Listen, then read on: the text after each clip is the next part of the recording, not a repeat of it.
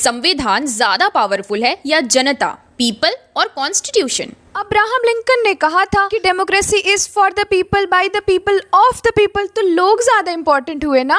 Example से समझाती हूँ। इमेजिन करो कि ये जो पूरा देश है वो एक गांव के जैसा है। हम सभी गांव वासियों ने सोचा कि हम अपने लिए रूल्स एंड रेगुलेशंस बैठ के लिखेंगे, संविधान लिखेंगे। अब इतना बड़ा गांव है तो इतने सारे लोग तो नहीं आ सकते ना एक साथ संविधान लिखने। तो अलग अलग टोली से लोगों ने अपने रिप्रेजेंटेटिव्स यानी प्रतिनिधियों को चुना जो उनके बिहाफ पे संविधान सभा में जाएंगे और उनकी बात को सामने रखेंगे। मेरी टोली वालों ने मुझे चुना। तो जब मैं एज अ सिटीजन संविधान सभा में बैठी थी, उस वक्त मैं जो भी कह रही थी वो सभी के हित को ध्यान में रख कर कह रही थी। अगर नहीं कहती तो ज्यादातर लोग मेरी बात एक्सेप्ट ही नहीं करते और मेरी बात संविधान की किताब में लिखी ही नहीं जाती। तो उस वक्त सबके हित को ध्यान में रखते हुए एज अ सिटीजन मैंने जो बातें कही, जो ज्यादातर लोगों ने मानी और संविधान की किताब में लिखी गई, तो उस वक्त मैं ज्यादा पावरफुल थी क्योंकि मैंने जो बोला उसको लिखा गया संविधान की किताब में। लेकिन तुम जब वहां से वापस आई थी और अपने पड़ोसी को तुमने थप्पड़ मार दिया था तो संविधान की किताब के हिसाब से तुम्हें जेल भेज दिया गया था।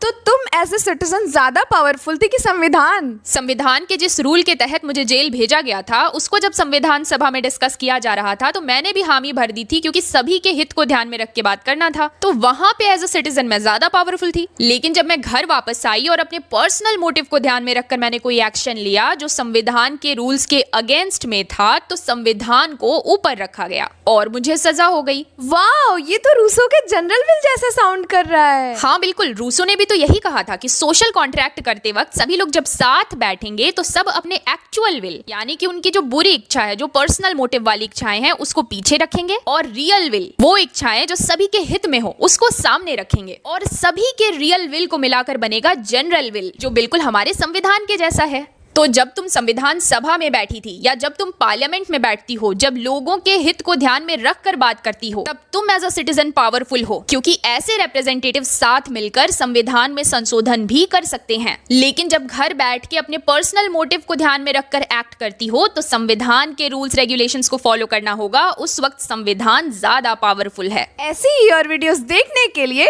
टॉकिंग पॉलिटी को सब्सक्राइब करें।